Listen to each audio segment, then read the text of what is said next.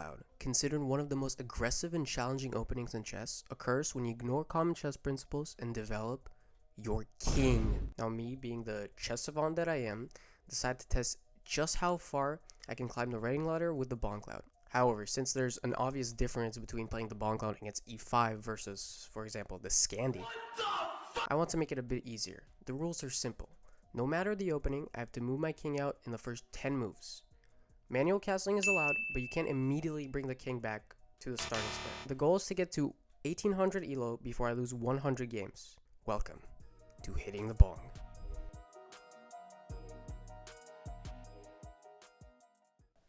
Alright, we're playing black. Playing Bongcloud only. That's maybe not such a good idea. God damn. Alright, let's play the Philidor. I think Philidor works best. Okay, I mean it's already bad. Let's move the king up. Now they threaten this. Let's get the bishop out first, and then we'll do some nice king maneuvering. I'll move the bishop here. Oof, that's not fun because now he takes the queen and threatens some stuff. So how about we move the bishop back, and if he continues to pressure us, we'll just put annoying pressure on his pawn, and that's just annoying for him in general. Let's see his rating first. Okay, 1228. Okay, so we're actually chilling. How about we make this move now, especially because the bishop protects his pawn. Yeah, we'll do that. The bishop comes here, we block. We're gonna hide the king here. Maybe do some queenside attack. You know, just because. Honestly, like a knight sacrifice here. I am fucking stupid. I am no way. Ugh, I just gave up a pawn for free and I'm completely losing. I did not consider. Alright, so I have to block with the pawn here. Otherwise, I completely lose. Nice. I can kick the bishop away, but I think I can. Maybe just taking and solidifying could be solid. But let's protect the bishop like this. And ideally, we're gonna go here, put the queen out, and be fine. I think we want to prepare this move eventually. Maybe the better move would be like to hide the king like this, but actually, I'm not sure.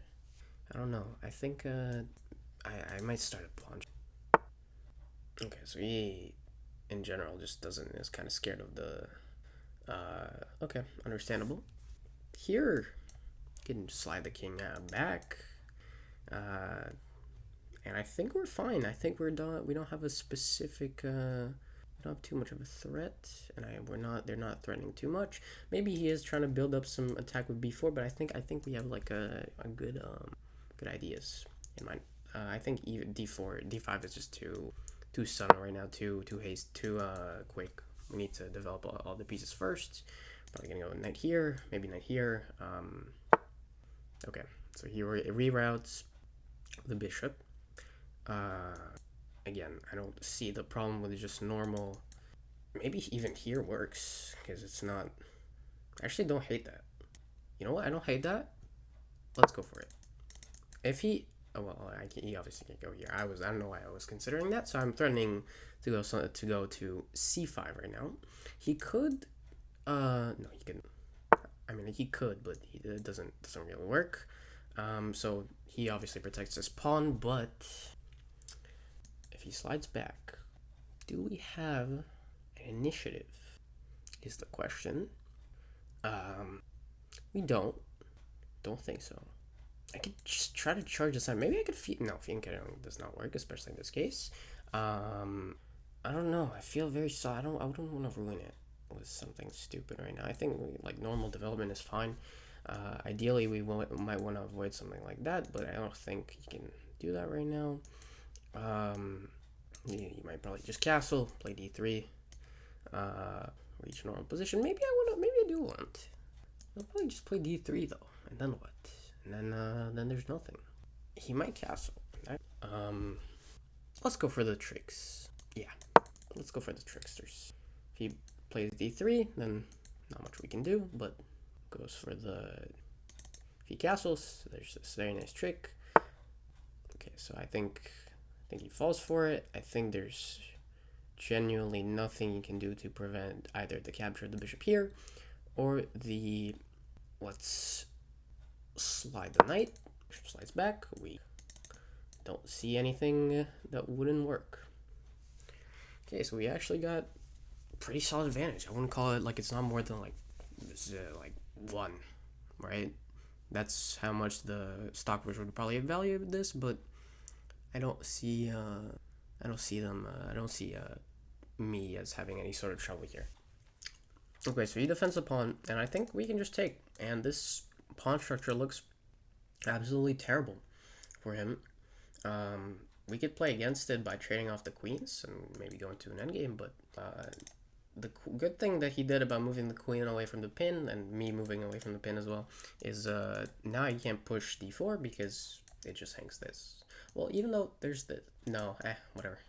Too much. Let's not worry about that. It's unnecessary at this point. I think just taking is fine, and I think afterwards we could actually like try to get the rook out. Maybe trade the pawns, maybe damage, like prepare some sort of queenside initiative. But it's a very close position, so I need to think a bit here. Okay, yeah, so I think the most simple approach is to take and to rotate the knight around. I think this is what we want to go for. He might try to like pop the center open, but I think in that case we might benefit more, because even though our king is slightly exposed, we have some initiative. We could be a little patient and just develop normally. Well, let's do this first, because I also feel like there's, you know, it's just more solid. This is more of a threat, I guess.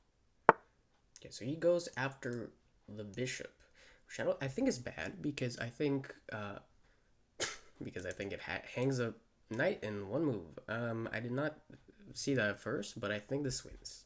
Yeah. Let's get it. Let's go. All right, he might resign now, but yeah, that was a bit of a mistake from his point of view, and I think at this point we could probably even slide it back if he attacks our queen, because losing a pawn, even though it's not a lot, like even if this bishop wasn't here, we'd be so much better trading off the queens, especially when we're up a knight. And this time I don't have any time trouble, so I can probably just continue my plan of putting the knight here and just cruise to victory. I think if he attacks, I'll just slide right back and try to trade the queens off this way. Queen thing. Is there like ideas of getting the bishop out? Frankly, I don't see them. This move still looks super solid. There's nothing. I don't see anything here. Maybe a check. But again, the check wouldn't do anything, would it? Yeah, I'm gonna go call cap on the check. If there's some sort of an attack, I'm just gonna slap my queen back, and if he tries to check me, I'll just defend like this, and just winning. That's it. Okay, this is a very good move. I think we could just trade everything down. Rook slides over.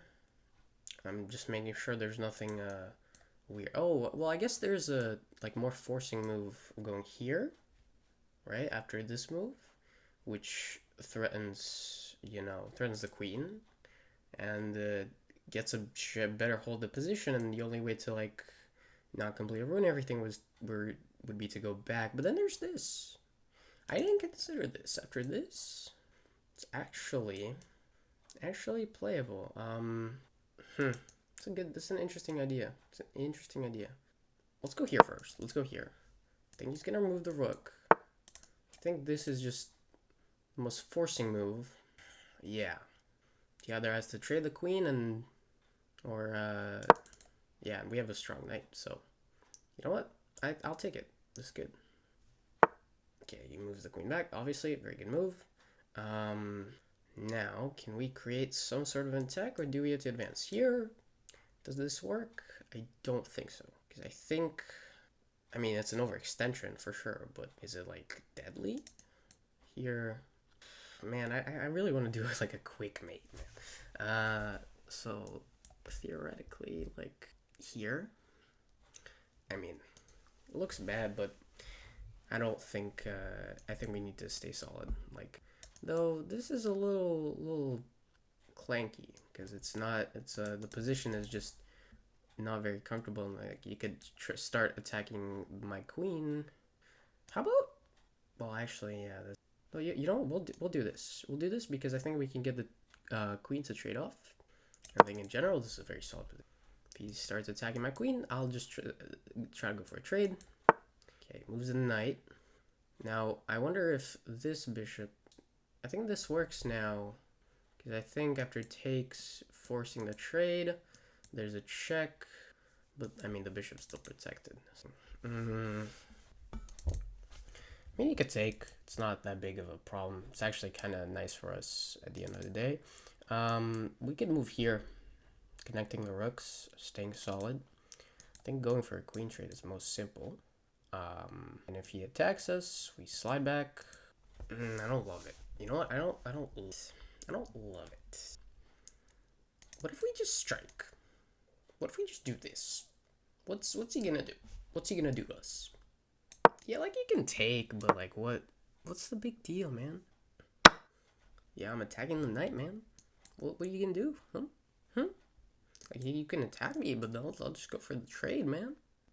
Yeah, this is not great. I can pin him. Alright. Well,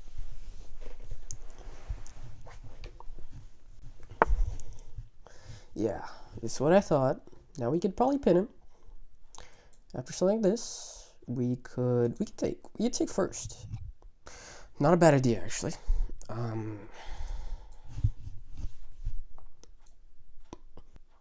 Let's take, and if he takes, we'll threaten mate. He can't take back, and then the knight is under attack from this queen.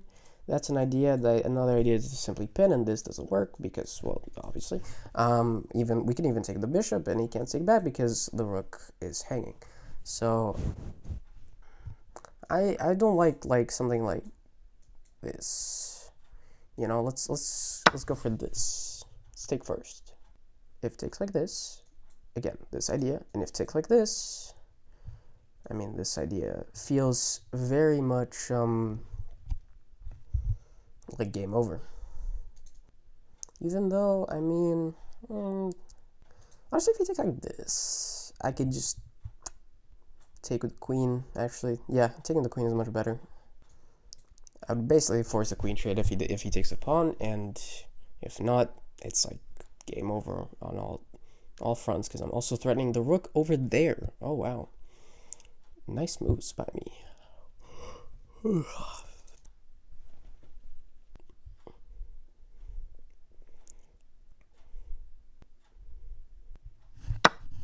Yep, I think we just take with the queen. Yeah, I think we take the queen because if he takes back, we're threatening the rook, and yeah, GG's, man. What can you do? Like, you can slide the rook over, but then go here. And then what? That's like completely over. Probably have like even faster mates too. I'm threatening this pawn as well, maybe. I just don't like this idea of you know, opening up his rook, because then like you can make like some stupid attack. Wow. Okay. Castles. I think just taking the rook just wins. Pawn push. Yeah, this it's not as good. Yeah, I think so. We're just a rook up. This pawn is hanging. Let's defend it. We're gonna bring our rooks. Now we're gonna move our king once again. Okay, let's move it here since our opponent is inclined to strike here. I mean, moving here wouldn't have still worked. So is there a threat to this? No, in fact, I think it wins because not only, yeah, you have to defend the pawn, and then I could continue piling on. Now let's move this rook in. Again, there's no checks, so obviously this doesn't work. And we simply win a pawn. There's nothing. Yeah, I don't think this works because takes, and then we take, and we defend the pawn. Okay, but this is just bad because we save the rook, we save the bishop, And we kind of poke at the rook. He will probably go here. Okay, or not, or defend this. That makes sense. Let's just solidify rook here. Control everything. If the king moves up, we'll defend the rook once again. And this is over. Yeah. All right. Let's look at the game review. Okay, so game review says we played at 87. All right, very nice. So obviously the king move is a blunder. It basically gives them a win, but I didn't see like why it's such a, yeah, oh right, obviously that idea before. And outside of that, we actually played super solid taking, and this was a bit of a mistake, but this blunder just allowed us to very nicely take the win just completely, and then go to an endgame up a rook and win a very nice game. So props to the opponent, and this is our first win in the speedrun. I hope we get back to, you know, at least like the 1600, 1700 range with the Bongcloud, but we'll have to see.